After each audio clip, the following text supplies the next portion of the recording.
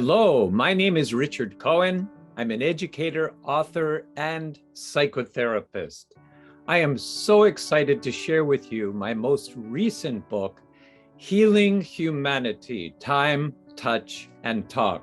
In Spanish, Sanando la Humanidad, Tiempo, Tacto y Trato. Y tacto is contacto físico. Before I share with you about the book, I'd like to tell you a little about myself. This year, I turned 70 years old. I've been a psychotherapist almost 34 years. I've helped hundreds through counseling, thousands through healing seminars all over the world. People resolved the hurts inside of them, fulfilled their unmet love needs, and achieved their dreams. And the sum total of all this experience is in this new book, and also about my own personal healing journey. I grew up outside of Philadelphia. My father had recently come back from World War II. He was a Marine and he fought at Iwo Jima. It was his platoon that helped put up the US flag. They did not understand about post-traumatic stress disorder or PTSD at that time.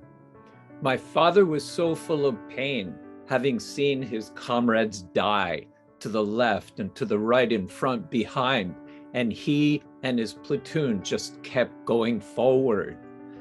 My father carried all that pain inside of him, and as a result, he was what I called a rageaholic. So many days he would come home from work and he would just spray us with his anger, and we just ducked. I was the youngest of 3 children, older brother, sister, and myself. It was an upper class Jewish family in a suburb of Philadelphia, and we presented a good face, but behind closed doors it was chaos and pain. When I was about 5 years old, my uncle came to visit. He was the dad I never had. He shared with me, he listened to me, he played with me. He was the dad I never had, as I just said. And one night, late at night, he crawled into my bed and he began to play with my genitals. And then he taught me to do the same with him. Now, the crazy thing about childhood sexual abuse is that it physiologically feels good because nerve endings don't have any morality. But psychologically, it's crazy. And he said to me afterwards, "Don't tell anyone about it. It's our special secret." So here you go, a professional USA football player, American football, and a 5-year-old kid. You better believe I kept my mouth shut. This went on for many, many months. And then he moved out. And I repressed those memories for the next 25 years of my life. I married in my late 20s. And in the beginning, it was great. And then to my shock, I became like my father. I swore I would never be like him. I would come home from work and I would start screaming randomly. And it hurt my wife so badly. And it hurt me because I didn't want to be like my dad in that way. I went into therapy, and through my therapy, those memories of sexual abuse began to emerge. And I just raged. That hurt and pain that had been bottled up for 25 years just came, writhing out of me. I could have ripped a building down.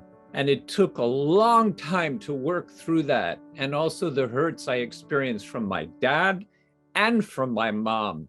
My mom, I felt used by her. that my dad was so scary for her, she would hold on to me. And I felt all of her pain and her hurt. It unintentionally went into me. So in my therapy, I had to work through all of those issues. And there were some incredible men and women who nurtured me to life. Without them, I would be dead today.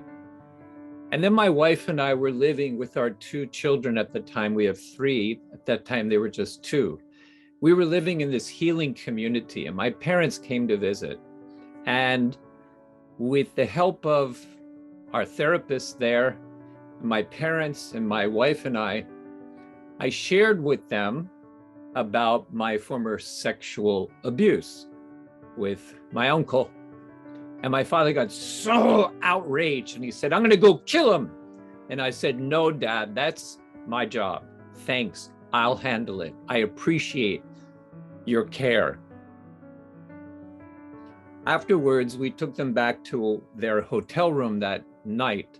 And I asked my mom, my wife, and kids, please give Dad and I a few moments to just share alone. And my father was sitting in a chair by the window. I'll never forget the scene. I can see the chair now and him in it. And I said, "Dad, I need you to hold me, because when I was a kid, you never held me, at least not to my memory." And he shared it didn't happen.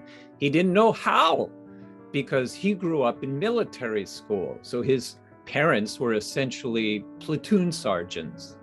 So I sat on his lap, I put one arm here and one arm over me here. And I said, "Dad, even though you're in your 70s and I'm in my 30s, I need you to just hold me."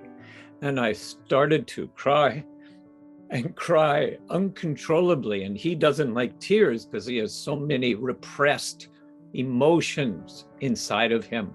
I said, "Dad, just let me get this out.